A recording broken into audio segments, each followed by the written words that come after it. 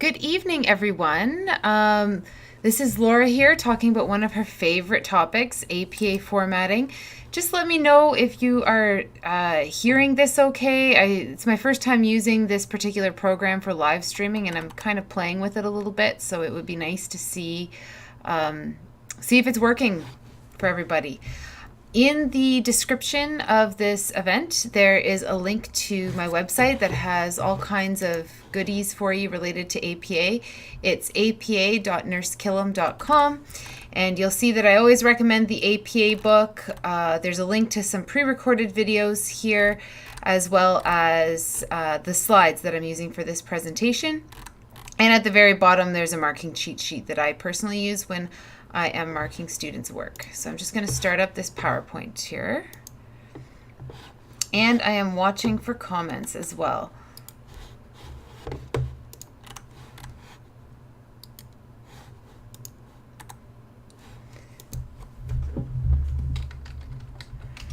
All right, if somebody's watching, if you could please let me know if this is coming through good. And at the very, very helpful. Okay, so in this presentation, I'm going to go over an overview of APA format. We'll talk a little bit around some of the basics and some of the key things that you need to know when you're just getting started. Everything from this presentation is, of course, referenced to the APA manual, and you're free to reuse any of the components of this presentation. At the bottom, there's a marking sheet. Reference it. Okay, sorry, I clicked on a link.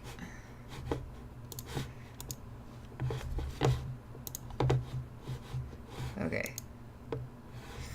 All right, so first things first, I've marked a lot of papers in my day, and it may sound silly for me to tell you guys this, but make sure that your paper is normal size paper with 1-inch margins. It's very easy to tell these days with electronic marking whether or not someone has tried to play with those margins. So it's just some basic stuff. And then the font. The font should be Times New Roman 12-point font. You want to make sure that it is in black. One thing that I recommend that people do is they set their defaults. If they're using Microsoft Word, there's some pictures here on the slide to show you how to do that. Once you set it as your default, that saves you from having to reset the font every single time.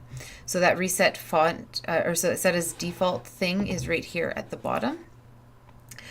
One thing that students often make a mistake with is that they'll do the font properly in the body of their paper, but they'll forget to check those grayed out sections. That is the in the header of the document, the running head. You might not see it as easily there, but do make sure that you check, because I find that oftentimes that's what people forget to change the font to. That's where people forget to change the font. Paragraphs, make sure that you use consistent indenting. The APA book talks about 1/2 inch.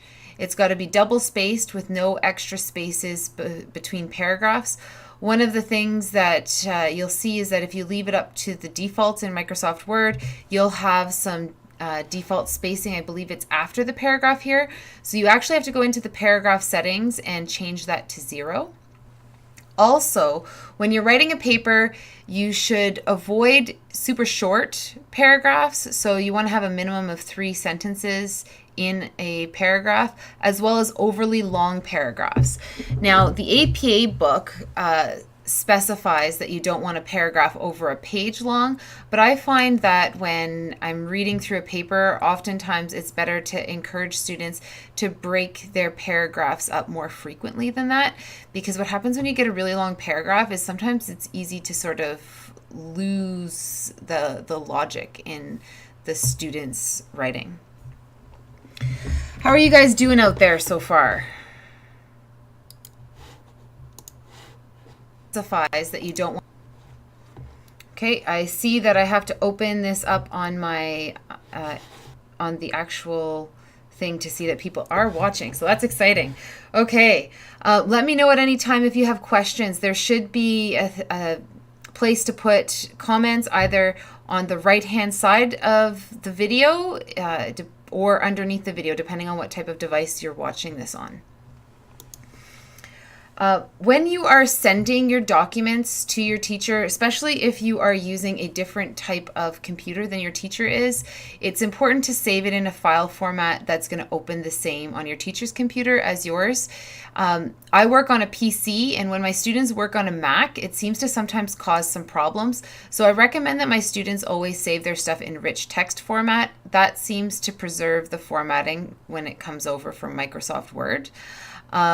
If you are on a PC and your teacher's on a PC, saving it in a Microsoft Word format is probably also pretty safe, but you might want to just check with your teacher to see what device they're marking on. When you go to do your formatting, this is a picture of sort of the top half of a title page. You'll see that there's the running head where there's no capital H in head, and then after the colon, everything is in capitals. You want to have a nice captivating title. When you're doing your title, there's a couple of things that a lot of people maybe don't realize. One is that you're not supposed to use abbreviations. And another one is that your titles are actually supposed to be short. The APA book specifies no more than 12 words. I found this one out one time when I read a student's title on their title page, and it was really long, and I was like, there's got to be a rule against that. So try and keep it short. You want it to be concise, and you want it to speak to the essence of what's in your paper. Thank you very much for the comment. I'm getting a comment from Jamaica. That's pretty exciting. Okay. Also, you need to have your name and your institutional affiliation on there. Those are the things that are specified in the APA book. However, you'll notice that different institutions will ask for additional information on the title page, which they can do. So you might want to ask where your institution wants this information.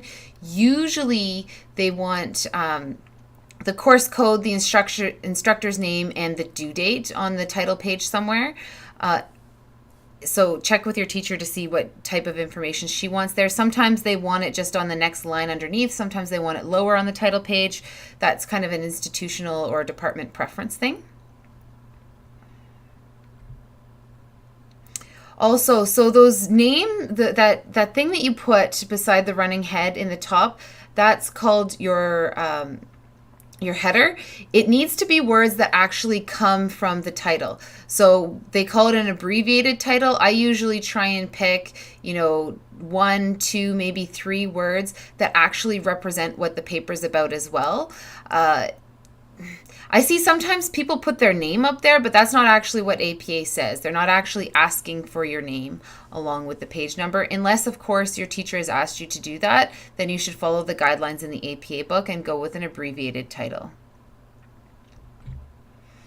And make sure that your page number is showing on the title page as well. That's one of those things that sometimes I see is there and sometimes it's not.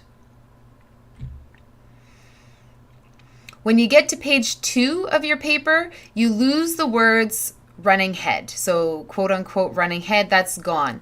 And on that page, it's a number 2. That's the first page of the body of your paper, but it's the second page in the document, so it's page number 2. The way that you do that, if you see circled in red on here, is you go to the different first page option under, can I move that? Oh, I can't move that. Hold on a second. Let me open Microsoft Word here. So if I double click on this, under design, you'll see I've got checked off different first page, and that allows me to take off the words running head here for the rest of the pages and keep it on the first page. Okay. If I'm going too fast, please let me know. If you have any questions at any time, please let me know. One of the other things that I see a lot of people make a mistake in is they'll have a different title on the first page of their paper than they will on the title page. So your title needs to appear in both places and the titles should match. I'm guessing that probably students are changing their titles maybe last minute or something and they're coming up with a better title, but just make sure that if you change your title in one place, it's changed in both places. One of the other common mistakes that I see is that students have a hard time centering this title. So you'll see right here, it's centered. If I go like this and I tab, I just press the tab button and then I center it, it's a little bit different than if I was to just center it. And that, I think, is where the challenge comes in sometimes. Students leave that tab in there before they do the centering. And then it's centering in a different space than it would be if you were centering without the tab. I'm not sure where this came from either, but oftentimes students will bold that title. The title is not a heading, so it should not be bolded. I'm thinking that students are thinking that it is a heading, and that might be why they're doing some of that bolding. Different teachers have different preferences when it comes to how an introduction should be written. I'm going to tell you kind of the thing that I like to see, which echoes what I was taught, and that is that your introduction really needs to be captivating. It really needs to stand out. So I don't like to see it begin with something boring, like the description of the assignment that I just wrote. Also, it shouldn't have a heading, quote unquote, introduction, because the APA book specifically says on page 27 that it doesn't have that heading. So you just have your title of your paper and then you start into your introduction. Now, your introduction, in my mind, should hook your reader. It should make your reader want to read the rest of your paper.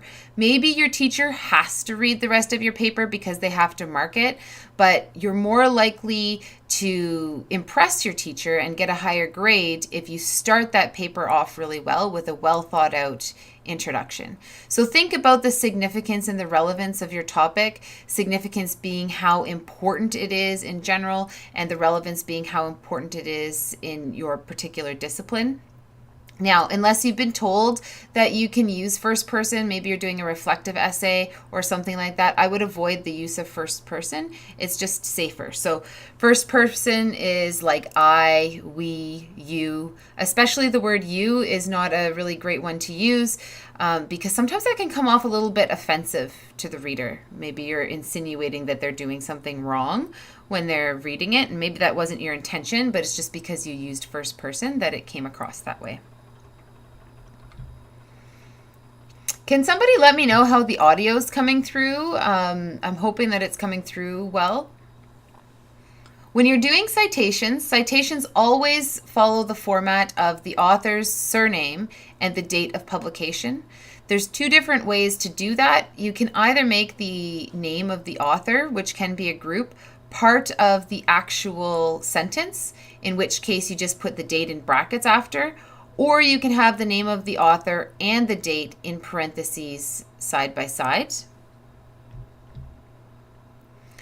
There's a beautiful chart in the APA book. I believe it's on page 177, and I don't want to misguide you.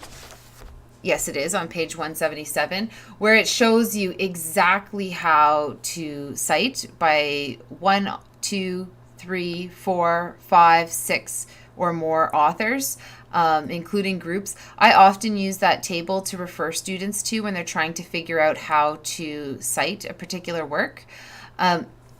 Basically, though, if you want to try and remember something, if you have 1 or 2 authors, you're always going to include their names and the date. 3 to 5 authors, you only have to write out all their names the first time, and then after that, you can write et al. Et al is an abbreviation for and others. I forget now off the top of my head, but I believe it's Italian. If you're aware of what it is and you want to correct me, please throw it in the chat. Anyways, you want to make sure that for 3 to 5 authors, you write them all out the first time, and then the next time you can go the first author's surname as well as et al, and then the date. By the way, surname means last name. And then this is fun. If you have 6 or more authors, you only have to, if you have 6 or more authors, you never have to write them all out. You only have to use the first author's surname and et al every single time, even the first time. And man, is this ever a space saver. This is a huge space saver. That's a little bit of a tongue twister for me here tonight. Could you imagine if you had to write out like 20 authors' surnames? That would be way too many. Anyways, I love this rule. It saves a lot of space. Hopefully you appreciate it as well. And that's just the basics. So that'll if you follow those, if you can remember that, that'll really help you. If you can't really remember it, bookmark that page in the APA book, take a picture of it, pin it on your wall, whatever it takes to remember that.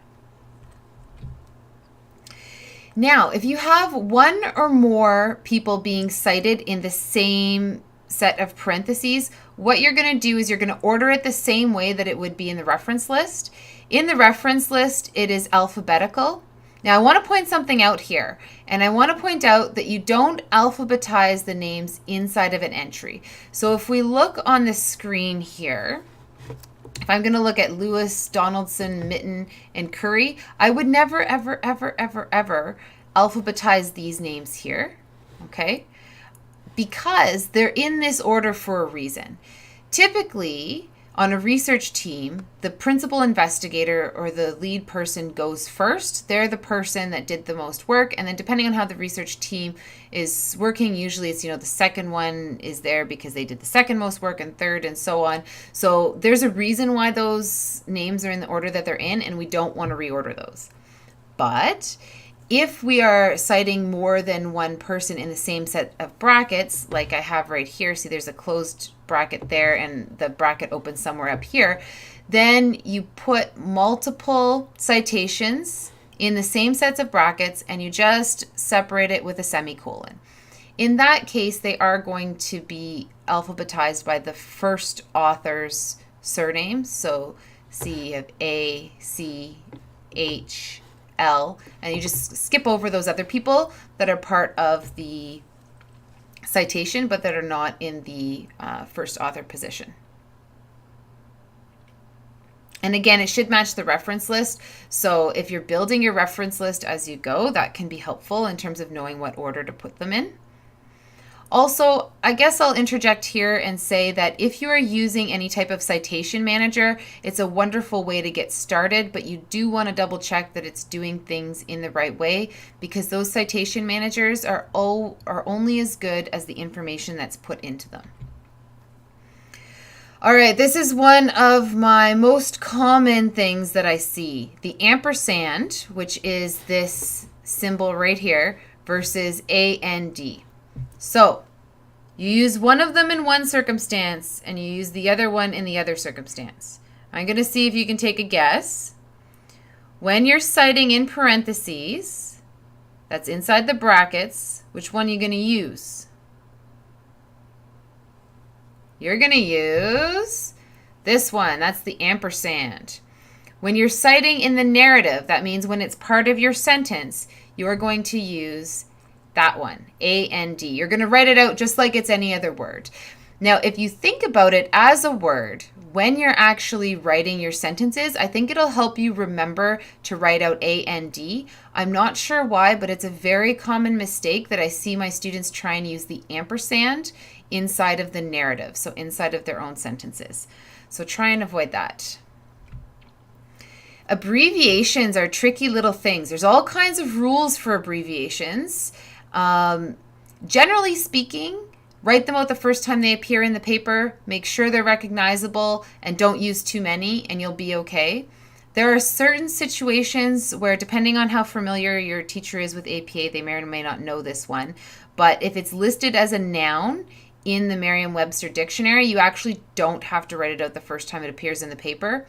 I doubt that your teachers will get you in trouble, particularly at an undergraduate level if you do.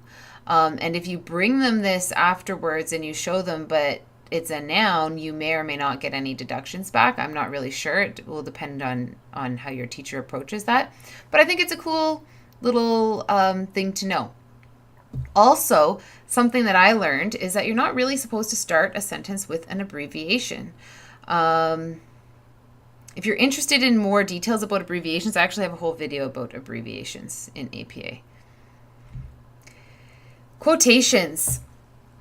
Students like to use a lot of quotations when they're beginning. when it's, when you're first starting writing, you think, oh, they said that so brilliantly, let me put quotation marks around it and then I'm going to look brilliant too. Well, actually, it's kind of the opposite that happens. So depending on the circumstances, obviously, sometimes there's always a time and a place to use quotations, and sometimes you just have to quote something.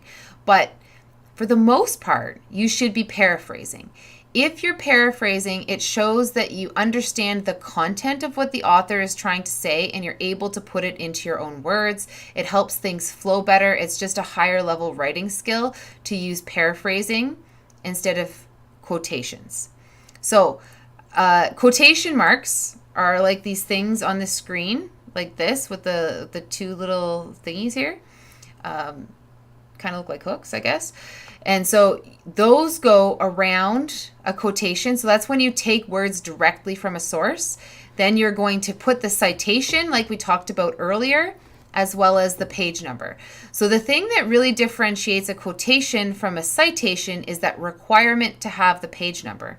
Now, something a student taught me not that long ago, actually, is that you can put page numbers in citations that are, paraphrased. You don't have to. I stopped deducting marks for students when they did, because that student brought me the APA book and did what I told my students to do all the time and say, if you see something in the APA book and you think your teacher deducted marks and they shouldn't have, let them know. Maybe you'll get your marks back. And so now I don't deduct marks, because I found that it actually says in the APA book that you can put page numbers into a citation if you want to. But with a quotation, you have to. So you have to have page numbers if you're using these quotation marks. The words are coming directly from the source. Now, I'm just going to put this out there. It's better to quote than it is to plagiarize. So plagiarism would be if I took these words directly from the APA book, I didn't use those quotations, even if I had this citation afterwards, without the quotation marks, what I'm telling my reader in APA format is that I've reworded that. And if I haven't reworded that, that's really bad. I'm not sure, the rules of your organization, but I'm willing to bet that any school is going to give you a 0 on that assignment, maybe in the course, and depending on how many times you've done it, and sometimes it depends whether or not they think it's intentional, there could be more serious consequences. So you want to make sure that you're giving credit to the source through citations for sure, and quoting if you're actually using the words, but try and paraphrase wherever you can. I'm just looking to see if there's any questions yet. Looks like we are good so far. Numbers. In general, you can use numerals for numbers 10 and over, and use words for numbers below 10. So 10 is kind of that magic cutoff. There's a whole bunch of wonderful rules around numbers, though, that you may or may not use. Things like statistics and stuff like that happen in numbers. Percentages happen in numbers. So depending on what your discipline is, you might want to get familiar with some of those rules, and they're page 111 to 114 of the APA book. They're kind of fun. I'm not going to get into a whole lot of detail around that tonight, though. Levels of headings are an interesting thing. And I find that when students are new to APA, they have a little bit of a difficult time grasping levels of headings. So basically, it is the way in which you organize a paper. So I like to think about research studies when I'm thinking about levels of heading. And so, for example, if we're going to talk about a research study and we're going to talk about the methodology section, okay? So the methodology is a higher level section than something underneath it, like, let's say the sample. So a sample would be a lower level heading than methodology, for example. So when you're thinking about levels of headings, you can think about sort of what is the bigger part, and then if you're going to cut that part up into something, kind of like you would cut a pie up, since it's getting close to Thanksgiving here. Well, actually, Thanksgiving just happened in Canada, but it's getting close to Thanksgiving in the States. If you were having a pie and you were going to cut that pie up into different sections, the things that you're cutting up would be the lower levels of heading. I'm not sure if that made sense to anybody out there. I actually see there's a little bit of a lag between what I'm talking and when your chat comes through. So if it takes me a little bit to answer your questions, that's probably why. And I can play with my settings for the next time I do a live stream to try and make it less of a lag.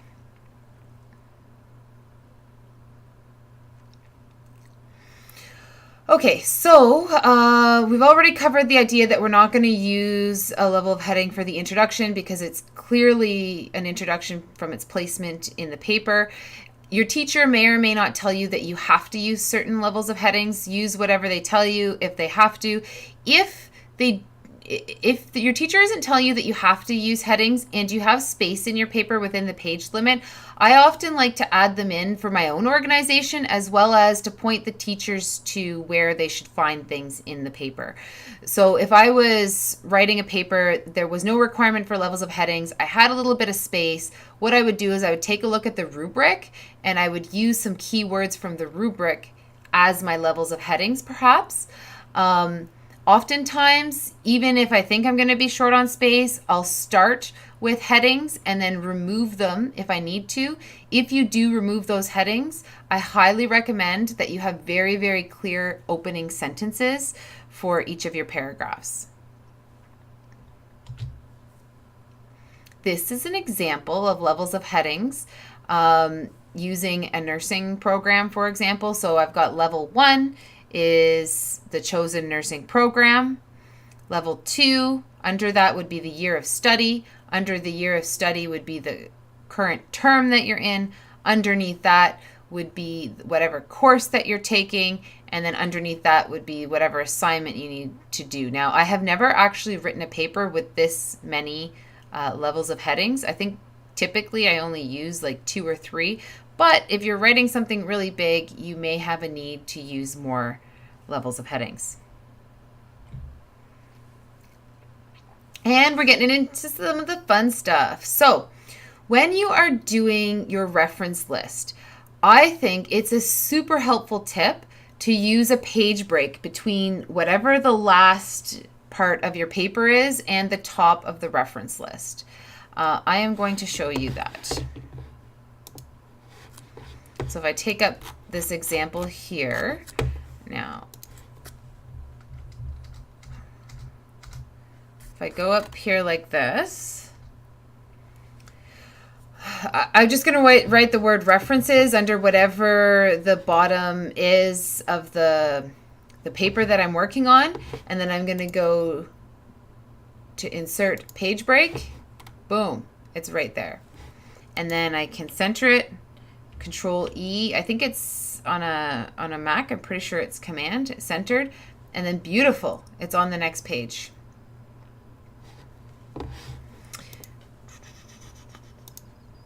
There's another place that you can put these in as well, which I think is on the screen actually, under layout. Yeah, under layout breaks, you can go page break as well, and there's a whole bunch of different types of breaks that you can use. I'm only going to go over a few key examples of types of references in this particular presentation, but if you're interested in more and you want to ask me about more, I can certainly cover more another time. But these are the ones that are used most often, the ones that are in this presentation.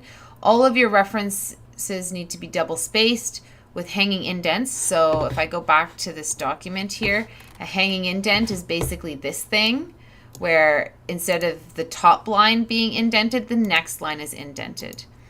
Now, if I go, if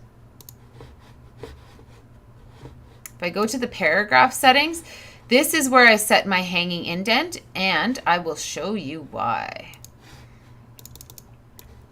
So if I'm gonna mix up the order of authors here, okay?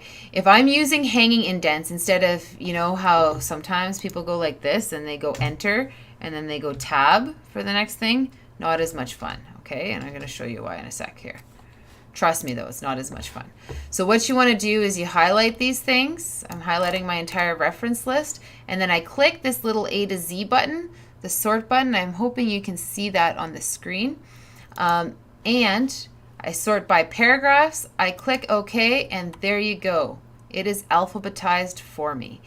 That only works if you use the hanging indents in these paragraph settings, because what's going to happen is if you do the enter tab thing, it's going to alphabetize each line, and then your references are going to be all incomplete and all over the place, and it's not going to be any fun.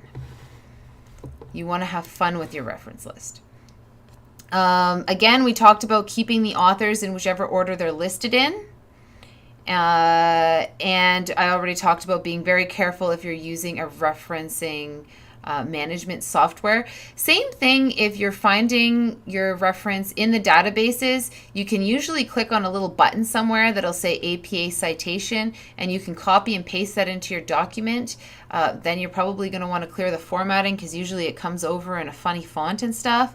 But that information is only as good as the information that was put into it. So common mistakes that I'll see, for example, is all of these letters will be in capitals or something like that, or they'll be missing pieces of information. Sometimes they're missing the issue, even though the issue is clearly stated on the thing. So all you want to do is you just want to make sure that you look over any references that you're putting into your document, skim it to see if there's any issues with it. Journal articles, probably the most frequent thing you're going to be citing. You're going to have your authors, again, in the order that they are listed on the paper with their initials. Make sure that you have all of these periods and commas where they're supposed to go. You'll notice here we are using the ampersand sign. A period at the end of that, the year in brackets with a period after that. The title of the article. Now, when you're looking at the title of the article, you'll notice that only the first letter is capitalized. You're going to capitalize the first letter in subtitles as well, but only in titles and subtitles, as well as proper nouns. So if Canada was in there, I would capitalize the C on Canada. Then you're going to have the name of the journal in italics, as well as the volume in italics. In brackets, you'll have the issue number. Then you'll have the page range. So like in the top of this thing here, maybe it's 198 to 200. I don't know how picky your teachers are, but as long as my students are consistent in the way that they're doing those page ranges, whether there's a space before and after the dash or not, as long as they're consistent, for me, it's fine. A period at the end of that, and then your DOI. So your DOI is your digital object identifier. And that is more and more used on journal articles. If by chance it doesn't have one, you put retrieved from and then the URL of the journal's website, not the URL of whatever ProQuest or Cinol or whatever you use to get it. And the reason is because people can't follow that URL. You want to make it so that they can find the reference for what you're looking for. And actually, that is such a common thing. I have my APA book in front of me. Pretty sure that I have that flagged in my book here. It's like page 190 something. Aha, yes. If you don't believe me, it's page 191. It says provide the home page URL of the journal or of the book or report publisher if there's no DOI. Okay. Books. Students often use books as well. You want to have the author, very similar to the way that you're going to do it for a journal, with the year. Now this time, the title of the book goes in italics. Again, you're only capitalizing the first letter in titles and subtitles. Then you're going to have the location and the publisher. Now, for the location, there's some locations. There's a list of it in the book somewhere. I can put it in the comments if people are interested, because I don't have this one memorized off the top of my head. But there are some locations that are so popular that you don't need to put like the state. Typically, you would have the city, comma, and then the abbreviated state name. and then the publisher. So that's whoever's published the book. And then underneath there's an example of an edited book. So an edited book is basically where the authors didn't write the whole book. People wrote different chapters, and then there were editors that went through and edited it, right? So again, you have author's year. This time the title is not in italics. Instead, you're going to have the title of the chapter there. And then after, you're going to have the editor's names. Notice they're in a different format where you have their initials and then their last name. And then you put ED or EDS in brackets. And then you're going to have the comma there, and the title of the book is going to be in italics, as well as the page numbers for the page range that you're referring to, and then again, location and publisher in the same format.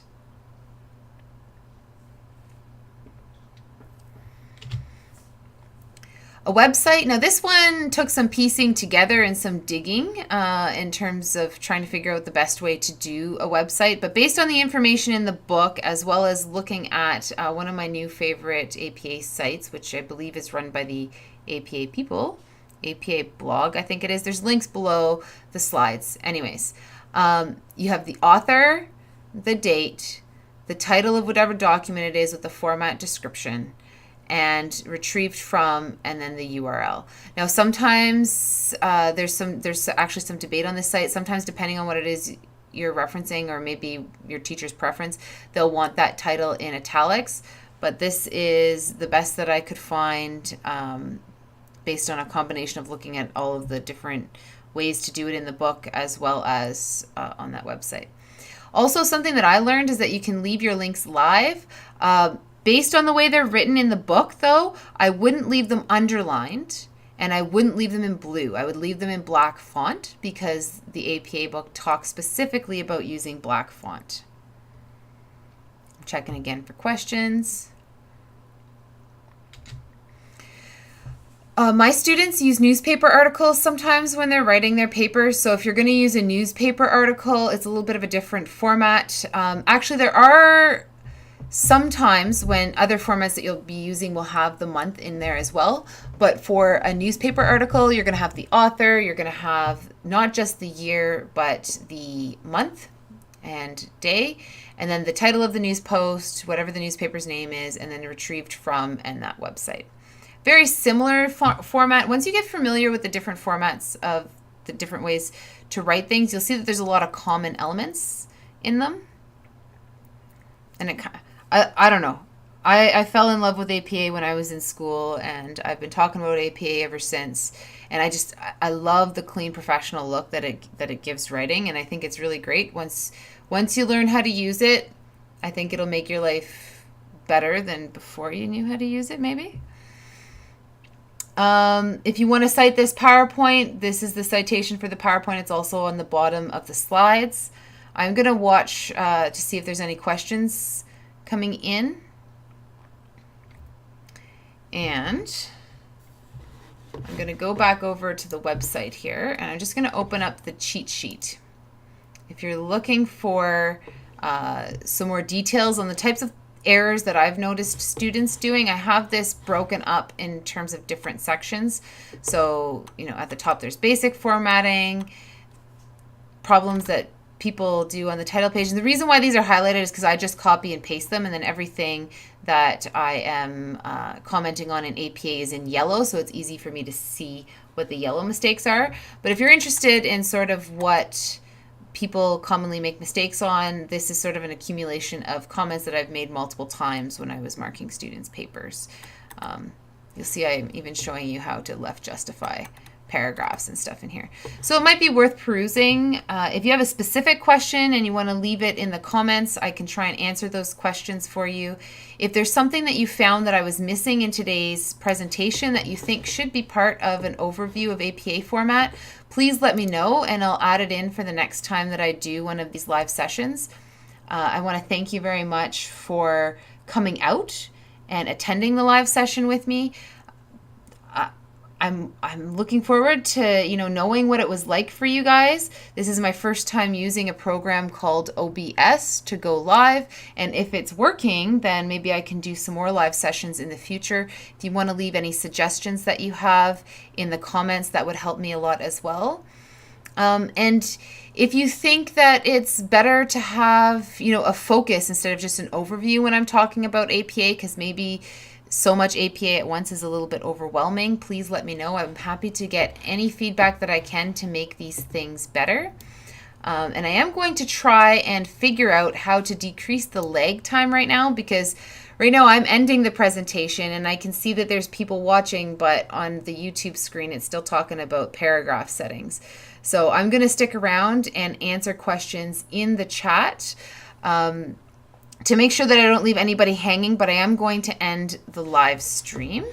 And thank you so much for watching. Please leave a like if you liked this.